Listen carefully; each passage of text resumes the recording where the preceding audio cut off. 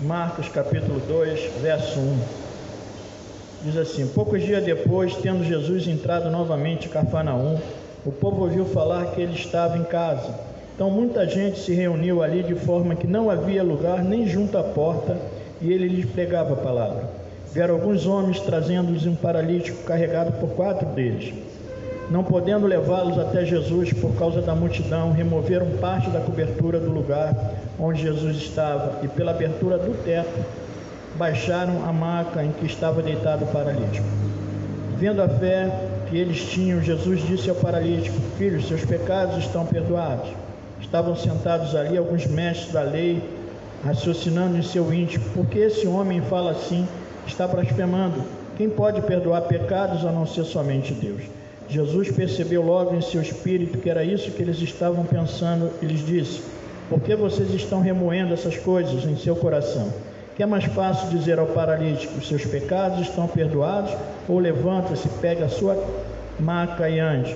Mas para que vocês saibam que o Filho do Homem tem na terra autoridade para perdoar pecados. Disse ao paralítico: eu lhe digo, levante-se, pega a sua maca e vá para casa. E ele se levantou, pegou a maca e saiu à vista de todos, que atônitos glorificavam a Deus, dizendo: nunca vimos nada igual.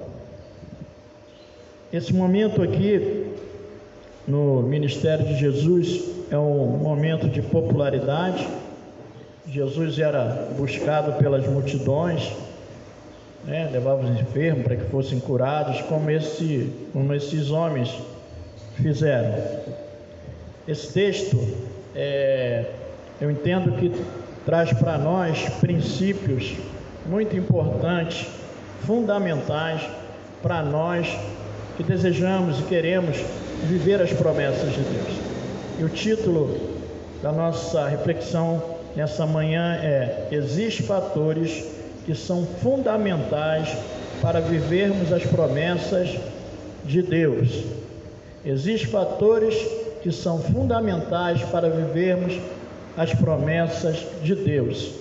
Embora esses fatores não estejam explícitos aqui nesse texto, eu entendo que eles estão implícitos aqui, eles estão contidos aqui, e eles são importantes para nós. Quem aqui quer viver as promessas de Deus? Todos nós queremos viver as promessas de Deus. E eu creio que aqui, a partir desse texto e de outros textos, a qual nós vamos compartilhar aqui, Deus sinaliza para nós com caminhos para que nós possamos viver as promessas de Deus. Então, existem fatores que são fundamentais para vivermos as promessas de Deus. E que são fatores? Qual é a definição de fatores? Fatores são elementos essenciais e indispensáveis que contribuem ou influenciam na obtenção de um resultado. Presta atenção nessa definição que é importante para nós.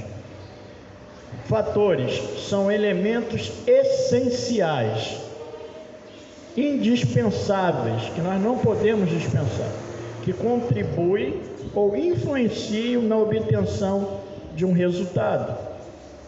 E aí nós podemos ver aqui que eles tomaram uma missão para si de levar aquele paralítico até Jesus.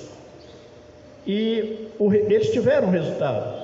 Os resultados que eles estavam buscando, eles alcançaram. O texto nos diz isso. Aquele paralítico, ele foi curado. Mas aquele paralítico também foi salvo. Primeiro Jesus diz: filho, perdoados estão os seus pecados. Ele salva e ele cura. Então o resultado foi alcançado. E quais são esses fatores que eu identifico aqui a partir da vida desses homens que a Bíblia nem nomeia, nem ele, nem o paralítico?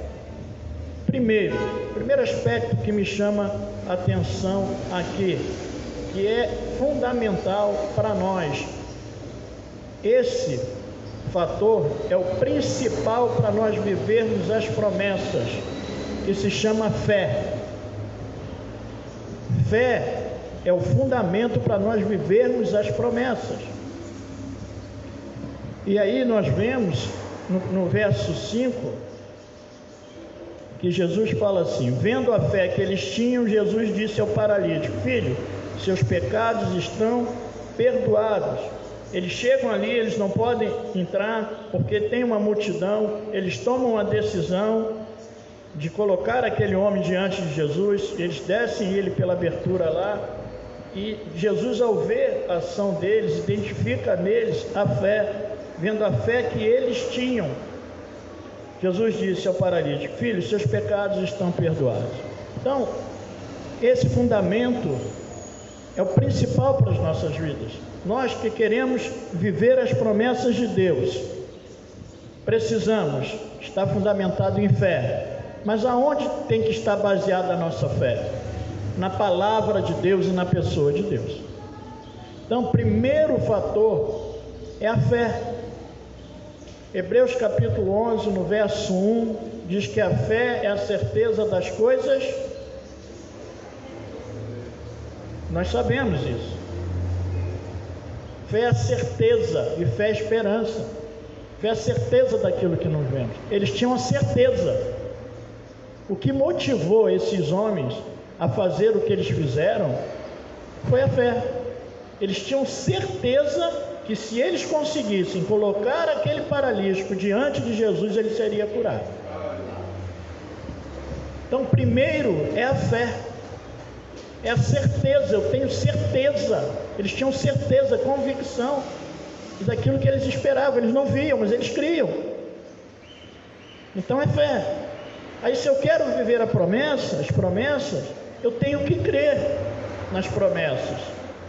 Porque se eu não crer, eu não vou em direção às promessas, eu não vou me movimentar para buscar as promessas. Eu digo buscar no sentido que já está liberado, promessas liberadas de Deus para as nossas vidas. Mas é fé. E se eu não crer, eu não vou sair do lugar, eu não vou me movimentar. Abraão, quando foi chamado por Deus, ele partiu para um lugar que ele não sabia onde era, mas foi fé. Ele creu na palavra de Deus. É à toa que ele é considerado o pai da fé. E aí, ele foi. Então, a fé é fundamental, é essencial para que nós possamos viver as promessas de Deus. E aí eu pergunto: como é que está a sua fé?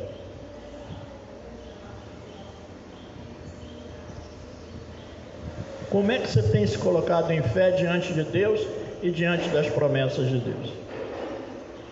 Estou perguntando isso porque as promessas foram liberadas, Deus já sinalizou, mas nós podemos ficar parados e não agir a partir da fé. E aí eu sei que Ele pode fazer, eu conheço as promessas, leio sobre as promessas, estudo sobre as promessas, medito nas promessas, mas será que eu creio de fato? Será que eu creio para tomar posse das promessas? Isso é uma pergunta para nós nessa manhã. Porque se eu não creio,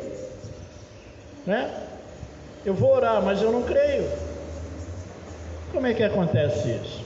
E aí eu quero ver as pessoas curadas, eu quero ver as pessoas salvas, mas será que de fato eu creio que Ele pode fazer? Ou é uma coisa apenas do conhecimento, do intelecto, que eu sei que pode fazer, mas será que aqui no meu interior está viva essa convicção de que Ele pode fazer? Quando Lázaro havia morrido, estava lá já sepultado, eu gosto muito sempre de lembrar dessa passagem. Marta chega diante de Jesus, nós conhecemos bastante essa história, e faz uma declaração: se o Senhor estivesse aqui, meu irmão não teria morrido. Aí depois vem Maria, a mesma coisa: se o Senhor estivesse aqui, o Senhor não estava aqui. Agora não tem jeito, o Senhor não estava aqui, Ele morreu. Aí Marta fala assim para Jesus: se o Senhor estivesse aqui, ele não teria morrido. Só não estava aqui. Entretanto, sei que tudo que o Senhor pedir ao Pai, Ele te concederá. Esse é um outro ponto de fé, é um ponto além, querido. Ela cria dessa maneira. E aí, Jesus diz para ela depois: Marta, se creres, verás a glória de Deus.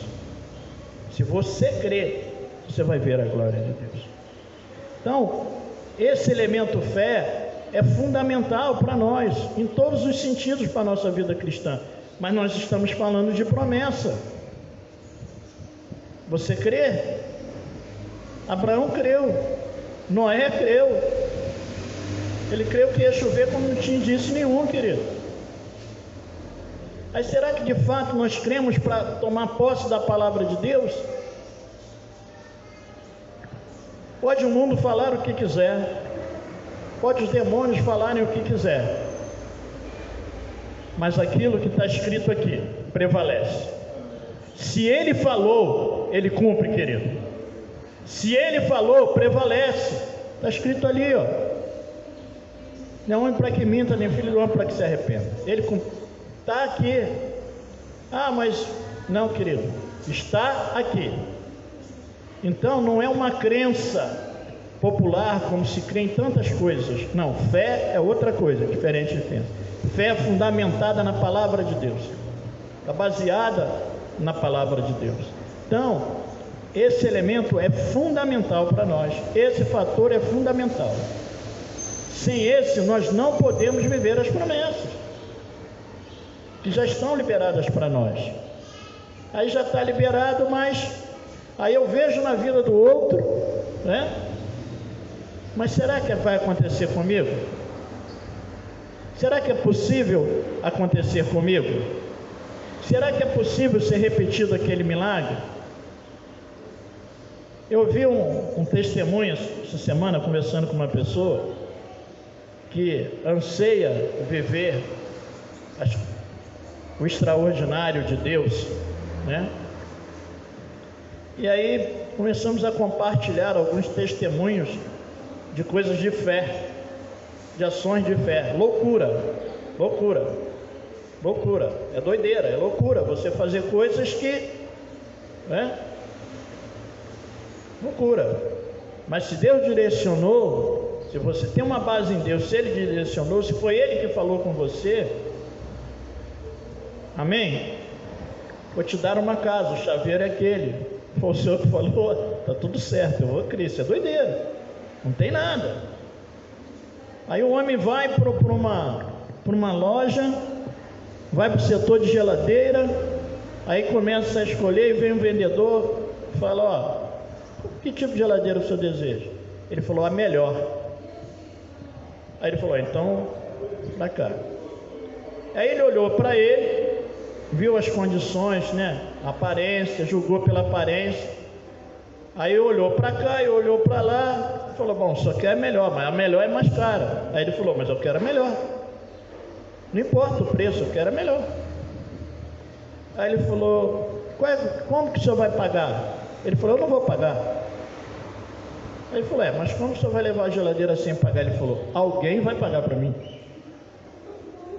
Aí ele falou: pô, mas peraí, como é que alguém vai pagar para o senhor? Deus falou para eu vir nessa loja, Ele vai me dar uma geladeira. E Ele falou que vai me dar a melhor. Qual é a melhor? Vamos voltar. É essa aqui? O que faz? E aí o vendedor, como é que resolve uma questão dessa? O cara é doido. Aí você, como vendedor, você já começa a se preparar, já olha para a segurança, né? Já faz assim discretamente, né? Já pensa chamar o SAMU, o bombeiro, alguma coisa, uma camisa de força, diz: pô, tem um maluco na loja aí. Imagina isso correndo na loja: ó, tem um maluco aí que falou que alguém vai dar uma geladeira aí. O cara é maluco, cuidado dele, né? E aí no meio dessa condição, aí alguém chega uma terceira pessoa, bate nas costas dele, fala: tudo bem, já escolheu? Não, essa aqui. Sim, porque Deus falou para eu comprar geladeira para você. Eu vou pagar a geladeira para você. E aí como é que fica um vendedor nessa hora? O cara é doido. Agora aquele doido que a princípio pode ser rejeitado, eu acho que criou uma fila naquele mercado para ir conversar com aquele doido. Como é que é isso aí? Isso é doideira. Isso é doideira, querido. Está aqui essa história? Não. Então tem muita história que não está aqui, mas que Deus fez e que Deus faz. E aqui diz que muitos milagres, muito mais foram feitos que não cabia aqui, que não podia colocar aqui. Não é isso? Não está aqui. Então quantas coisas eu faço por meio da fé? Doideira, querido. E aí um outro, Deus falou para ele, vai para o aeroporto. Ele seria missionário no Japão. Senhor, eu não tenho dinheiro para ir para o Japão. Vai para o aeroporto. Tem um passaporte, vai para o aeroporto. Prepara as bagagens, vai para o aeroporto. Tudo bem. Creia você, mas aconteceu pelo testemunho das pessoas. E essa é a mais inusitada, Rogério. Porque ele vai para o aeroporto, aí chega no aeroporto, aí tem a fila para pegar a passagem, ele entra. Aí está na fila. Aí Deus fala para ele assim, sai da fila, vai para o banheiro. Aí ele falou, pô, vai para o banheiro? Aí ele entrou no banheiro. Aí tem aqueles compartimentos. Ele falou, abre a porta e entra aí. Aí ele entrou, aí olhou para ver, bom, deve ter dinheiro aqui, né? Deve ter dinheiro aqui, deve ter uma passagem aqui. Aí olhou, não tinha nada. Falou, Deus, não tem nada aqui. Ele falou, agora sai. Agora sai. Agora você vai sair do banheiro. Aí ele foi, saiu do banheiro. Se cumpriu o que Deus falou com ele. Você crê? De que maneira se cumpriu? De que maneira se cumpriu? Quando ele saiu do banheiro, senhor, sabe onde ele estava? No Japão. Ele estava no Japão. Bom, essa foi o que me contaram, testemunho que me contaram. Amém? E aí o irmão está no culto, só mais essa, dá vontade de ficar aqui compartilhando, que testemunho a gente precisa compartilhar para edificar a nossa fé. Aí o irmão está no culto, aí só orando, o irmão pedindo um emprego, a porta, abre a porta e tal. Deus abriu uma porta, ele era vendedor. Aí ele vai lá vai à frente, ao pastor, tá, vamos orar então, que Deus abriu a porta para Deus dar o carro. Aí o irmão lá de trás com a chave falou, pastor, já está resolvido, meu carro é dele. Aí pegou a chave, toma, irmão. E aí como é que é isso? Não, meu irmão, pode levar, Deus falou que era para liberar para você, leva o carro. Tudo bem. Aí uma irmã vai na casa de uma outra irmã, maravilhada porque tinha participado daquele culto, né, na noite anterior, falou, minha irmã, viu uma coisa inusitada, o irmão deu o carro para o outro lá no culto, Deus abriu e contou a história e tal. Aí a irmã riu e falou assim, eu sei. Ela falou assim, mas a irmã não estava lá, eu não vi a irmã lá. Ela falou, não, eu não estava lá não, mas o rapaz que deu o carro é meu amigo, ele veio aqui me contar. É, irmã, você conhece ele? Conheço. A empresa deu um carro zero a ele depois disso. É doideira? Mas é fé, querido. É fé. É fé. Agora faz na fé. Na fé. E aí, lá em casa, nós estamos agindo pela fé. Francisco foi lá, já preparou a garagem. Agora eu vou preparar a cobertura, Rogério, lá. Tem o dinheiro para comprar o carro, Sueli? Não. Mas ele virá. Amém? Então, pela fé, eu já estou preparando a garagem para chegar. É pela fé. Não tem nada. Mas é pela fé. É um desejo nosso. Amém? Então isso é fé, querido. É fé.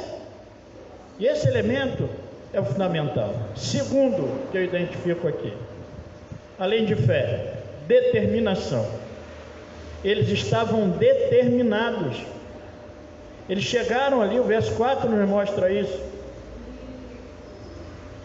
Eles chegaram.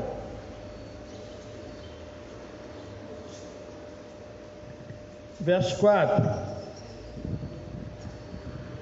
Não podendo levá-los até Jesus por causa da multidão, removeram a parte da cobertura do lugar onde Jesus estava e pela abertura do teto baixaram a maca em que estava deitado o paralítico. Aquela condição daquela multidão que estava ali não os demoveu do propósito que eles estavam determinados a cumprir aquela missão, a colocar aquele paralítico diante de Jesus. E aí nós podemos ter fé, mas não somos determinados para que aquele propósito aconteça, aquele objetivo aconteça. Aí na primeira dificuldade nós retrocedemos.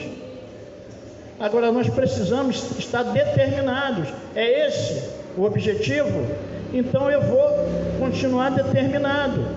Porque às vezes nós começamos com muita motivação e daqui a pouco a motivação foi embora. É como se diz popularmente, chamado fogo de palha. Você pensa que nada, aquele fogo apaga, que ele não tem consistência.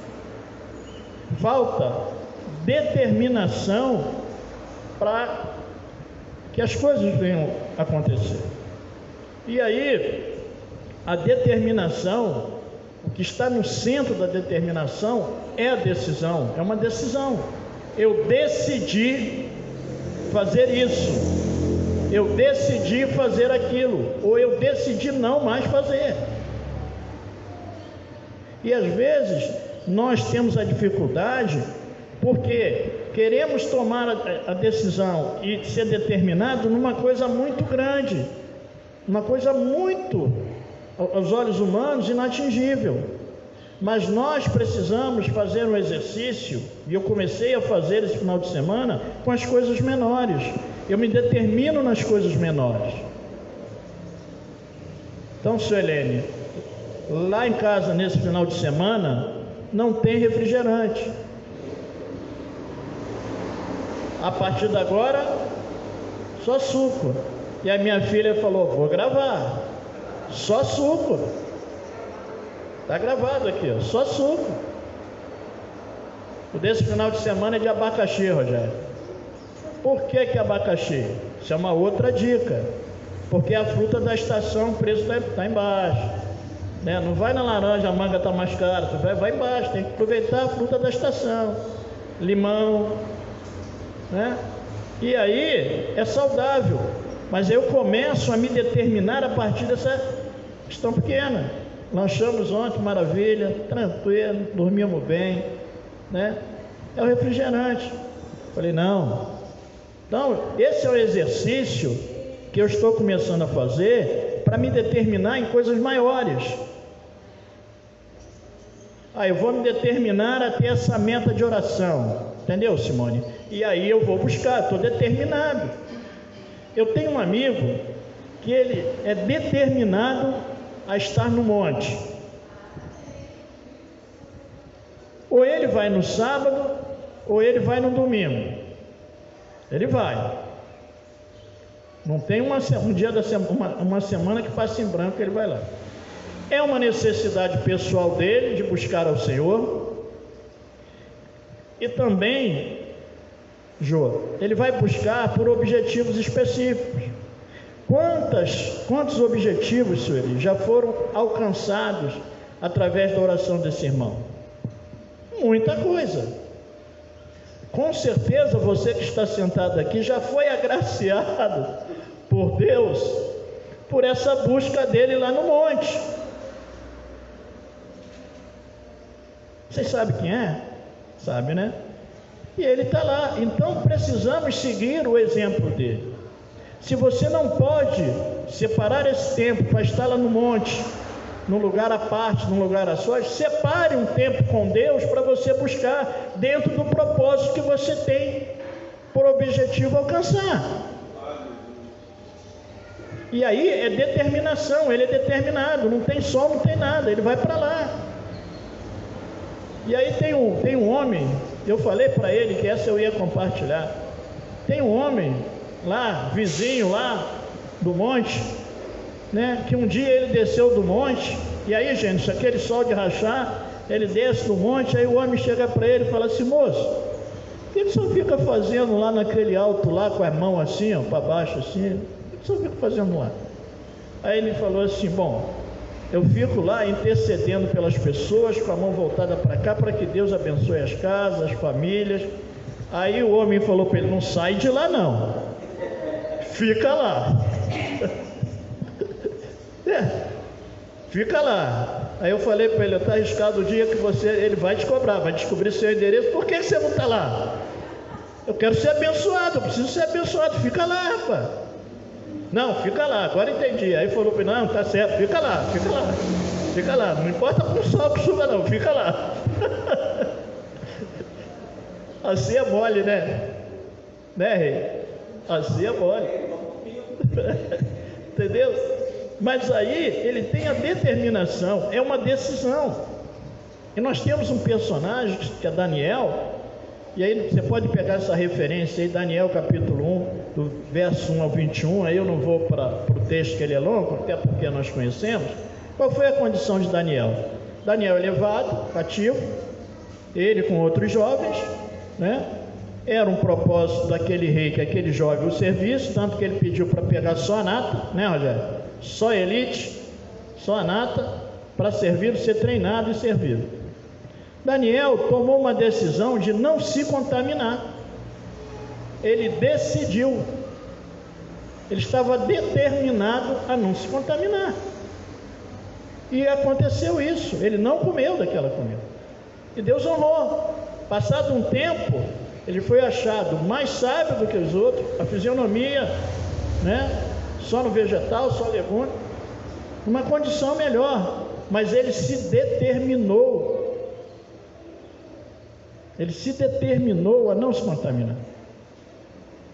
E aí os seus amigos, que também eram determinados quanto ele, no momento lá, se determinaram também. Olha, se não fizer, vai para a fornalha, meu filho. Se não fizer, vai para a fornalha, se não obedecer. O que eles fizeram? Pode jogar. É com Deus. Se ele quiser, vira churrasquinho. Se não quiser, a gente sai de lá. E o que aconteceu? Nós conhecemos a história, mas eles estavam determinados a abrir mão da sua vida, ser queimado lá. Não é isso? Sim ou não? Deus honrou. Determinação. Então, se eu quero viver as promessas de Deus, eu preciso estar determinado a viver as promessas de Deus. Se eu quero que o meu parente seja salvo, se eu quero que o meu familiar seja curado, eu tenho que estar determinado para isso. Isso é prioridade, isso é 01, querido. Senhor, eu estou determinado, eu vou buscar, eu vou para o monte. E aí depois você vê os benefícios. É muito bom quando você contempla os benefícios da sua determinação e do que aconteceu. Eu tenho um amigo que ele estava passando, tinha um vento passando lá pela casa dele, pela família dele, e ele se determinou a buscar ao Senhor. Ele se determinou na madrugada a buscar o Senhor. E sabe o que aconteceu? O Senhor mudou o quadro, porque ele se determinou. Falou: Senhor, eu estou determinado, eu não aceito, eu quero ver uma transformação. E aí muitas vezes nós somos determinados, mas colocamos a nossa determinação em lugares errados. Colocamos em lugares errados. E aí, mais que a determinação, tem uma coisa chamada obstinação. É obstinado, não vê nada, você fica cego com aquele propósito. Isso aconteceu com o homem na Bíblia, não aconteceu? Aconteceu com Jonas. Jonas estava obstinado, era determinado, não obstinado a não cumprir a missão que tinha chamado, mas estava colocado no lugar errado. E aí, quando você coloca no lugar certo, que é nas promessas de Deus, no reino de Deus, na obra de Deus, querido, Senhor, eu estou determinado, e aí eu sou obrigado a abrir mão de algumas coisas em prol de outras coisas. A Bíblia não diz aqui, mas olha a condição desses homens. Eles estavam determinados e o propósito foi atingido. Amém? Um outro fator fundamental é a perseverança. A gente vai, aí surge uma dificuldade, nós vamos recuar. Nós não perseveramos na busca. E aí, às vezes a bênção está pertinho, querido. Eu gosto muito daquele jogo, eu acho que é Ludo, se eu tiver errado me corrija. É Ludo? Vou jogar Ludo, saudade de jogar Ludo, saudade da infância. Vou jogar Ludo com o Reinaldo, eu e o Reinaldinho. E aí, você joga o dado, aí diz lá, pula, avance 3 casas, avance 2 casas, né? Aí você vai. Aí quando você está próximo de chegar, né?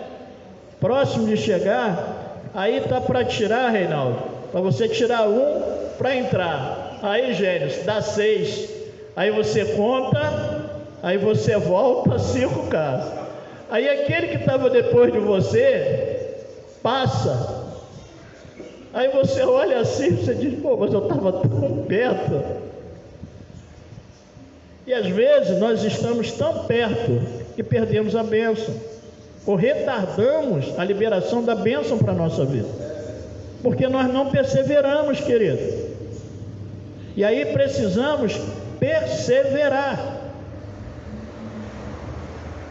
Lá em 2 Reis, no capítulo 5, do verso 1 ao 4, anota a referência aí, mas eu também não vou ler para que a gente possa caminhar. Tem a história de Naamã. Eu gosto muito dessa história. Quem conhece a história de Naamã, sinaliza para mim. Acho que todos nós. Naamã era um homem enfermo, leproso, não é isso? Era da Síria. Aí uma menina vai cativa para sua casa, e Deus usa a menina e fala com ele, quem dera que ele estivesse em Samaria diante do profeta, ele seria curado. Aí ele pede carta ao rei lá, o rei libera, ele vai, aí chega lá, ele entrega a carta ao rei de Israel, fala, ó, chegando a você, meu servo Naamã, né, para você curar. E o rei fica desesperado, fala, pô, caso eu estou no lugar de Deus, eu não tenho poder para fazer isso. Isso é uma armadilha para outro rei se levantar contra mim. Aí o profeta diz, ei, manda vir a mim, é comigo o negócio, não é com você. Sua autoridade, seu poder é humano, o meu não, está acima do seu, é comigo. E aí ele vai com a comitiva, ele vai com as pessoas que estavam acompanhando ele, com os servos, e aí não é recebido pelo profeta. Ele manda o mensageiro, não é isso? Com um recado para ele, ó, diz a ele para mergulhar no Jordão 7 vezes, aí ele vai ser curado. E aí ele fica indignado. Ele fala, os rios da minha terra são melhores do que esse aqui, não podia, se é questão de água, eu mergulhava lá, estava curado, ia andar isso tudo. Ficou indignado, ficou irado, e ele ia partir. Mas teve um fator fundamental para que a bênção chegasse na vida dele, a cura chegasse, aquela promessa que a menina liberou lá, aquela palavra profética para ele, se cumprisse. Os servos dele foram usados por Deus para chegar para ele e falar assim, meu pai, se por acaso o profeta tivesse pedido alguma coisa difícil, o senhor não faria? Quanto mais mergulhar aí, chefe, mergulha. E aí ele foi. Se ele volta dali, o que ia acontecer? Ele ia voltar leproso, querido. Mas depois de ter andado aquilo tudo, de ter caminhado aquilo tudo, de estar na porta da bênção, né? Está ali, ó, para ser abençoado, aí eu vou retroceder. Então ele tinha que perseverar. Então nessa manhã, a palavra do Senhor para você é para você perseverar. A palavra do Senhor para mim é para eu perseverar. Que eu possa ser usado, como esses servos foram, para te dizer, para você perseverar. Que você possa ser usado para dizer para eu perseverar. Nós temos que perseverar. Deus tem bênçãos reservadas para nós. E pode ser, eu não posso afirmar isso, mas pode ser que muitas bênçãos que já era para você ter recebido, você não recebeu porque você não perseverou. Você retrocedeu. Você jogou ludo, meu irmão. Você voltou. Agora tem um detalhe com relação ao ludo, né? Porque jogar o dado tem uma ação de sorte, não é isso? Sim ou não?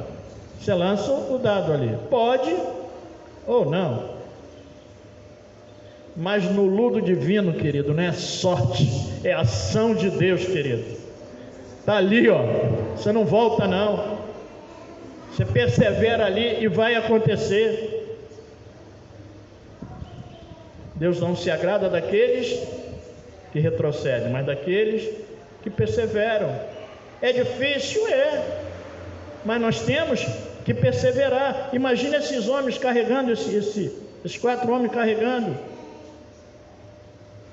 Quais dificuldades? Tropeça ali, segura aqui, dói a mão, e como é que você faz? Mas você persevera. E aí, o texto não diz, mas eu creio que um estimulasse o outro, um motivava o outro. Meu irmão, não vamos parar, vamos seguir. E aí tinha uma unidade ali, tinha uma unidade. Eles começaram junto e terminaram junto. Então que nenhum de nós fique pelo meio do caminho, amém? Que nenhum de nós fique pelo meio do caminho, que nós possamos começar junto e terminar a jornada juntos. E aí, é humano você fraquejar, é humano você querer parar, é humano você querer voltar, faz parte. Mas em nome de Jesus, querido, que o Espírito do Senhor te fortaleça no momento da sua fraqueza. E a Bíblia diz que nós temos que dar suporte às pessoas, os mais fracos nós temos que sustentar. Então hoje eu posso estar aqui, na minha fé aqui, amanhã eu posso estar aqui, tá certo? Mas nesse compartilhar, nós vamos junto, amém? Então nós precisamos perseverar. Um outro fator importante aqui é o esforço. Nós temos que ter fé, nós temos que ser determinados, nós temos que perseverar, mas nós temos que nos esforçar. Porque tem promessas que envolvem o nosso esforço. É Ele que libera, é Ele que faz, mas tem um esforço que é nosso. Tira a pedra para ressuscitar Lázaro. Quem tirou a pedra? Foi Jesus? Não. Será que aquela pedra era levinha, facinho de tirar? Tinha um esforço para tirar aquela pedra. Precisava se fazer um esforço. E aí, esses 4 homens, nós podemos ver que quando eles chegam e estão cercados, o que é que eles fazem? Eles retiraram lá parte da cobertura e entraram. Para retirar aquela parte da cobertura, foi necessário um esforço, um trabalho, sim ou não? Para descer aquele homem, teve que ter um esforço. Que uma coisa é você carregar e outra coisa é você, né? Aquela facilidade que Tom Cruise desce lá é só na Missão Impossível, é só no cinema, né? Que ele desce lá e cai aquela lágrima lá e que ele fica, né, com medo lá.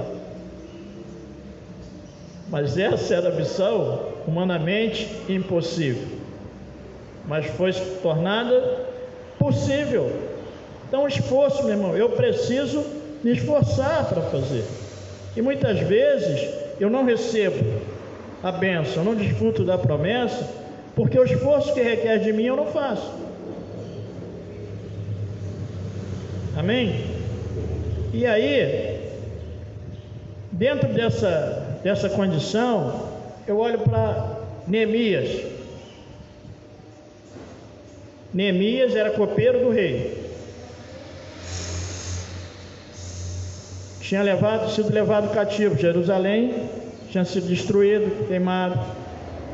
E aí vem lá um dos irmãos dele e ele pergunta: como é que está lá? Ele falou: está queimado, quebrado, quem está lá está em dificuldade, quem ficou lá está ruim. Ele ficou incomodado com aquilo, ele chorou, ele jejuou, ele projetou no coração dele lá restaurar aquele lugar. E aí ele vai até o rei, e aí chega diante do rei. Isso está lá em Neemias, no capítulo 1, do verso 1 ao 4. E ele vai diante do rei, está em Neemias, capítulo 2, do verso 1 ao 6. Ele vai e se apresenta ao rei, para servir ao rei. E o rei fala para ele: o que você tem? Que tristeza é essa? O que está vendo? E aí ele fala para o rei o que está vendo. E aí o rei libera. Ele tinha orado para que Deus concedesse graça a ele diante do rei. Isso acontece. O rei libera e fala para ele: quanto tempo você vai gastar lá? Mas você volta, hein? Não, vou voltar. E aí ele fixou um tempo para ele voltar. E aí ele vai. E aí ele chega naquele lugar.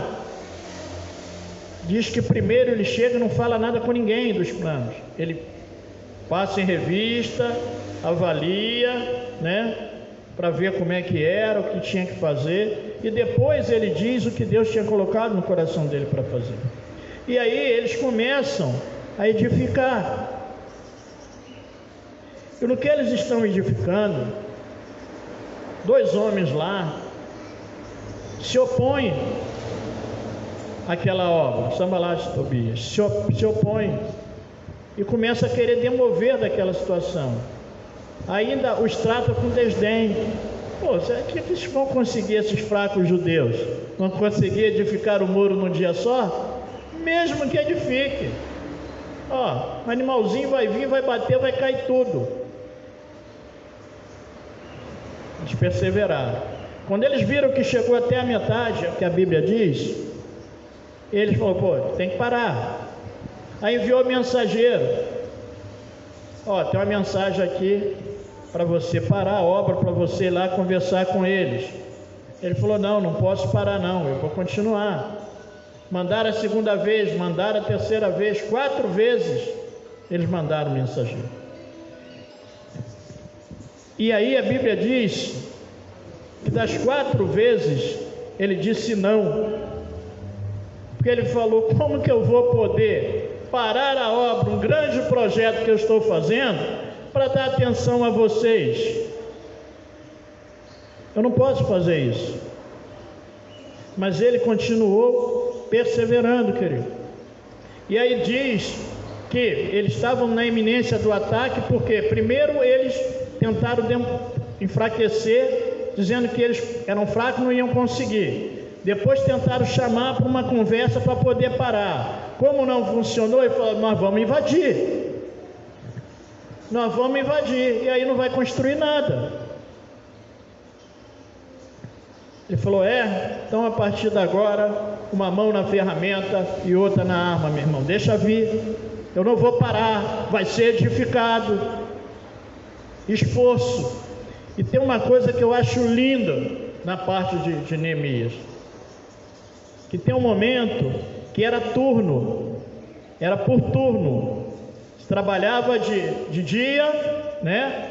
Um turno, descansava, se entrava um outro turno, outras pessoas. Só que no esforço deles para conseguir edificar e garantir a conclusão, quem trabalhava de dia como construtor, à noite ficava de vigia com a arma na mão, meu irmão. Era esforço, não era vida mansa não, filho. Agora você imagina, você na ferramenta durante o dia e à noite, você ficar lá e o sono, e você não poder dormir. Então de dia eu estou construindo, de noite eu estou vigiando. Deixa vir, meu irmão. Então eu tenho que construir e tenho que vigiar. Agora é esforço. Mas aí eu não quero pagar esse preço, eu não quero ter esse esforço, eu quero dormir. Tudo bem. Agora, a bênção não vai chegar. Tá certo? Requer esforço. E uma coisa que me chama a atenção também aqui, que Deus é tremendo, Deus é maravilhoso. Que Neemias é usado por Deus, Lívia, para aquela construção. E ele tinha uma formação, né, para aquele propósito ali, porque a função que ele exercia diante do rei tinha tudo a ver com aquilo lá, não tinha? Tinha. Ele era o quê? Copeiro-chefe, filho. Meu rei.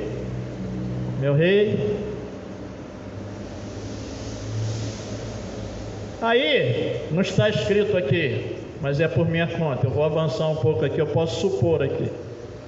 Se ele era copeiro-chefe, Sueli, a mão dele não era de obra. A mãozinha dele era fininha, filho, ó. Mas quando ele vai para lá, a mão engrossa, né? E aí Deus é capaz de pegar um copeiro e tornar um construtor. Deus pega um agricultor como Noé e faz dele um construtor. Amém? Engenheiro naval, arquiteto lá, tudo que você possa imaginar, o homem foi. Então ele capacita para fazer. Agora tem esforço, meu irmão. Tem esforço.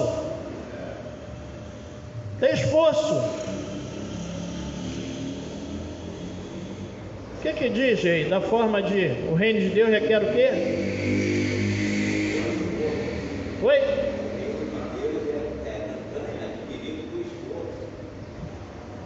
O reino de Deus, querido, por esforço. E aí, Deus libera uma promessa. Fala, Moisés, sobe aqui, vem cá, filho. Olha aí. Pô, maravilhoso, hein? Tá, você não vai entrar não, tá? Ó, é Josué que vai entrar no seu lugar. Né? Terra que mana leite e mel, maravilha. Tinha que desapropriar aqueles inquilinos que estavam lá, né? Estava tudo com aluguel vencido, rei. Tudo com aluguel vencido. Aqueles inquilinos, tudo com aluguel vencido. Tudo. Ordem de despejo. Ó, acabou de chegar vindo de Israel. Vindo do povo de Israel. Carimbado por Iavé. Ordem de despejo, Jô. Vaza. A terra é nossa. Lembrando a novela Terra Nostra. A terra é nossa. Aí, parafraseando o nosso tempo, é tudo nosso. Se passar alguém aí vai falar que é isso. É tudo nosso. É tudo nosso. Ordem de despejo, Rogério. Vaza. Não é isso? Mas tinha algumas orientações básicas para Josué. E entre essas orientações tinha uma que é o que nós estamos falando aqui. Esforça-te. Filho. Esforça-te. A ordem de despejo já foi dada. Já está liberado. Mas para você entrar tem esforço. Esforça-te para tomar posse daquilo que eu já liberei. Então se esforça, meu irmão, se esforça, minha irmã, para tomar posse daquilo que já está liberado. A ordem de despejo já foi dado, livre, está liberado. E nem o Supremo aí que reverte algumas situações, nesse caso não pode não. Já deu a sentença por julgado, não volta mais. Amém? E aí, o último fator aqui, fundamental que eu identifico aqui, é foco. É não perder o foco. A gente começa focado e daqui a pouco a gente perde o foco. Neemias não perdeu o foco. E hora que eles tentaram desfocar, vem para aqui para a gente conversar, tirar o foco. Meu irmão, não perca o foco. Esses homens não perderam o foco, eles estavam focados. É aonde? É em Cristo, nós vamos lá. Nós estamos focados, querido. Eu estou focado. O que está vendo? Não, estou focado. Qual o propósito? É aquele. E aí, nós ouvimos de um pastor americano uma palavra profética para nós alguns anos atrás, e eu continuo com ela porque nós somos remanescentes do grupo que ouviu essa palavra profética, e alguns estavam lá. Quem estava lá naquele dia? E aí, Rogério, esse pastor já até foi para a glória. E aí ele falou assim, ó, essa igreja vai ser uma das maiores igrejas dessa cidade. Só tem um detalhe que vocês precisam estar atentos: cuidado com as distrações. Quem ouviu nunca mais esqueceu. Não perca o foco, não se distraia. E o inimigo é mestre para querer nos distrair, querido. Ele é mestre.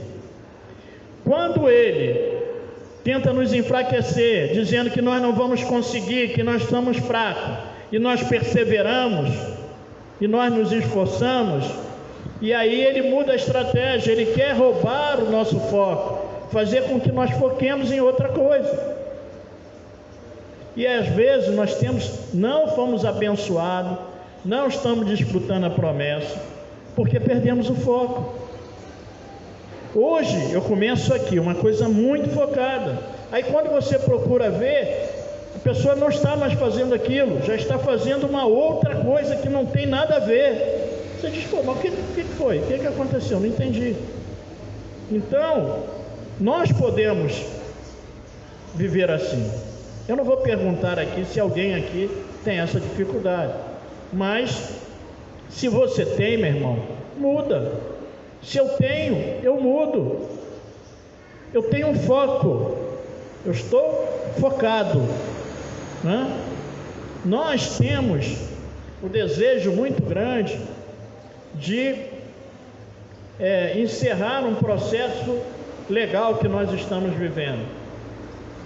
Eu continuo focado. Tem outras coisas, mas o foco está mantido. Eu vou ver, em nome de Jesus, está ali, ó, letreiro, em nome de Jesus. Mas é foco. Rogério acompanhou. Quantas idas e vindas? Quantas vezes nós chegávamos no carro de volta e ele falava para mim assim, negócio é complicado, né, Tchê? Mais uma, eu falei, vamos embora, filho. Eu estou determinado, eu estou focado. Vamos lá.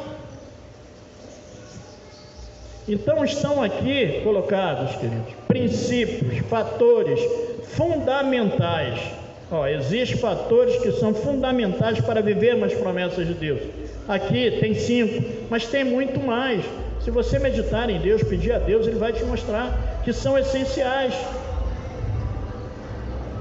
Então, recapitulando aqui, o que nós aprendemos aqui nessa manhã? Quais são esses fatores? Primeiro é fé. Repete comigo: fé. Segundo, determinação.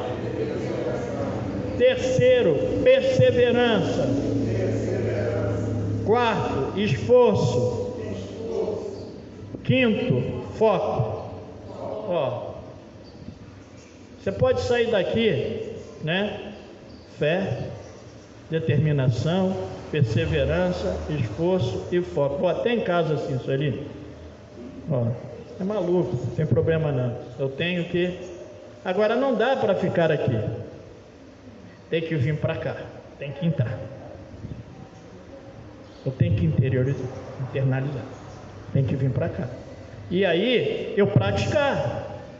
Agora, para nós fecharmos aqui, guarda aí, que eu vou falar para você agora. Os benefícios alcançados compensam a conclusão da jornada. Eles cumpriram uma jornada, eles concluíram uma jornada. Agora o benefício alcançado, meu irmão, pela conclusão dessa jornada, vale o sacrifício. E quais foram os benefícios alcançados pela conclusão da jornada desses homens? Aquele homem foi salvo, filhos, teus pecados estão perdoados, e ele foi curado. Levanta e anda. Os benefícios, meu irmão, os benefícios alcançados compensam a conclusão da jornada. Está duro, mas eu vou continuar. Está pesado, mas eu vou continuar. Está pesado, estou sendo atacado, mas eu vou continuar. Eu vou ver ele salvo, eu vou ver ele curado.